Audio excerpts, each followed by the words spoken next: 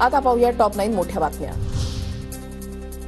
उपमुख्यमंत्री फडणवीस मुख्यमंत्र्यांच्या भेटीसाठी वर्षावर, नीती आयोगाच्या मुख्य कार्यकारी अधिकाऱ्यांसोबत बैठक होणार।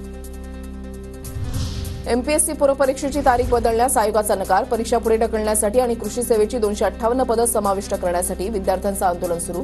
आज एमपीएससी आयोगाच्या बैठकीमध्ये निर्णय होणार। एमपीएससी आंदोलनावर सरकारने योग्य भूमिका न घेतल्यास स्वतः आंदोलनामध्ये सहभागी होणार।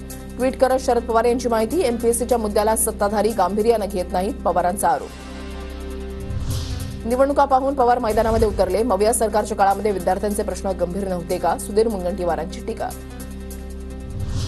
पुण्यामध्ये एमपीएससी विद्यार्थ्यांचं गेल्या 2 दिवसांपासून आंदोलन सुरूच। राज्यसेवा आयोग आणि आयबीपीएसचा पेपर एकाच दिवशी आल्यानं तारीख बदलण्याची विद्यार्थ्यांची मागणी।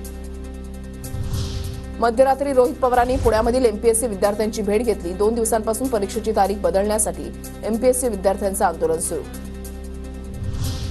उद्धव ठाकरेंची दुपारी 12 वाजता पत्रकार परिषद, महत्त्वाच्या विषयांवर ठाकरे पत्रकार परिषद घेणार।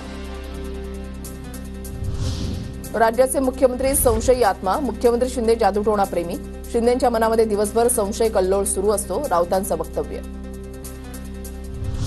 कोकणातील कदम चव्हाण वाद पुन्हा एकदा अधोरेखित, मुख्यमंत्री शिंदेंच्या कालच्या रत्नागिरीमधल्या कार्यक्रमांना भाजप नेत्यांची दांडी, भाजपच्या अप्रत्यक्ष बहिष्काराची राजकीय वर्तुळामध्ये चर्चा।